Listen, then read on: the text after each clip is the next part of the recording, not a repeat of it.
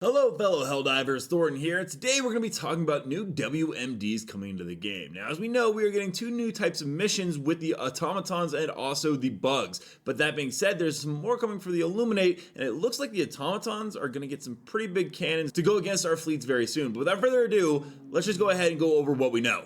So Helldivers 2 has been introducing a lot of new mission type objectives. We know that on August 6th with the Escalation of Freedom update coming, that we're going to have two brand new ones. One where we actually carry around an automaton trophy head, and then another one where we have to extract a larva backpack, which, probably is going to go pretty horrible because from what it looks like, those are going to be hive lords that we're extracting, and well, we've seen the holes all around, and it's probably not going to be that great for our troops. That being said, it looks like we're going to get a little bit of help from our eyes in the sky. There seems to be a lot of stuff coming for Super Earth as well. In fact, Johan Pilstedt, the former CEO and now creative director, actually asked about giving us the best Eagle stratagem ideas, and someone actually said a heavy bomber carpet bomb with a high cooldown would be sweet, fighter jet dropping in like 3 autonomous mini mechs that move around and help fight would be neat, fighter jet dropping a bomb that opens up and does a high powered 360 laser spin like Iron Man and Iron Man 2, and Pilstedt actually said yes, and then showed a Super Earth bomber which looks completely done and modeled and going to be coming into the game in the very near future. In fact, this has been found in the game files by a couple of data miners as well, and they actually showed a comparison of how big this thing is. As next to a destroyer, it's actually not as tiny as you would think, so it looks like we're going to be getting a little bit of help in the near future to deal with these things.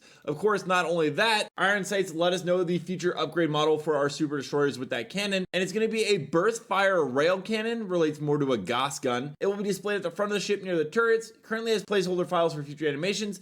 It's about the size of 1.5 Bile Titans, and 2 of these will be present on our ship. Aku actually helped him get the model, so it seems like we are going to be getting a ton of firepower and weapons of mass destruction to take out our foes and enemies. That being said, as yesterday we got a brand new major order, liberate the designated planets, and it gave us a list of 5 planets, a 55 war bond reward, but along with that, the Automatons are now fighting with their brand new orbital cannons, and we knew all about this because Sunder let us know there are things in the game files for orbital cannons, but it's not for our ship. Instead, the Automatons, as it says, are using large orbital cannons in this area to bombard our super destroyers. We cannot allow our aerospace superiority to be challenged to deploy to the area to destroy any active orbital cannons. You can set the orbital cannon to manual fire, and so this is a brand new mission objective that we're going to be having to run around and make sure that we go ahead and take out their cannons so that we can use our vastly superior ones because ours run on the power of democracy. So it seems like space battles are getting closer and closer, especially with all the new flying vehicles being brought in. Not to mention other types of missions such as an extraction one, which Ironsight showed here,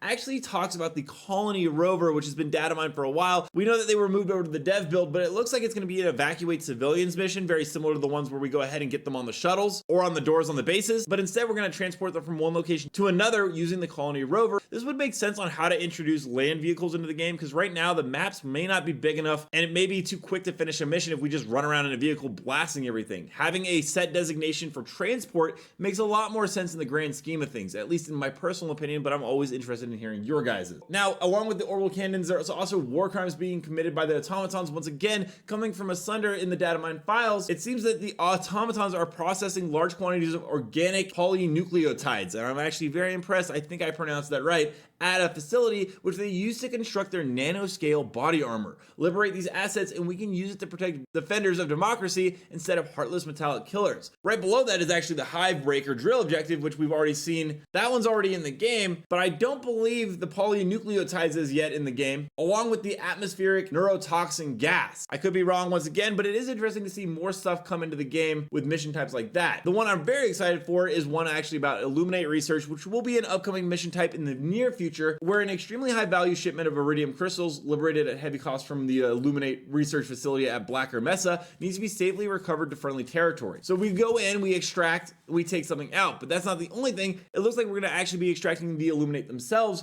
as there is also game files for a proto-Illuminate VIP where we have to make sure it gets onto the shuttle home. Once again, it'd be interesting to see the colony rover or any other vehicle come to the game where we have to transport it. There's a black box of experimental lightship Helvita that has been located. on a glacier after the ship disappeared into hyperspace. The box contains invaluable data that could allow our scientists to crack the hyperdrive technology, potentially allowing jump-capable nuclear warheads. Once again, we are getting a ton of weapons of mass destruction with these mission types, and I can't wait to see all the carnage that we are able to unleash, once again, in democracy's name. Let me know down below, what are your guys' thoughts on some of these new mission types? Do they seem appealing to you, and are you happy to have some more variety? Also, what do you think about the new fleet destroyers, and then also what about the vehicles coming into the game? Also, don't forget to check out this video and this video right here where I cover more news on Helldivers 2, and as always, thank you for stopping by, and keep spreading democracy.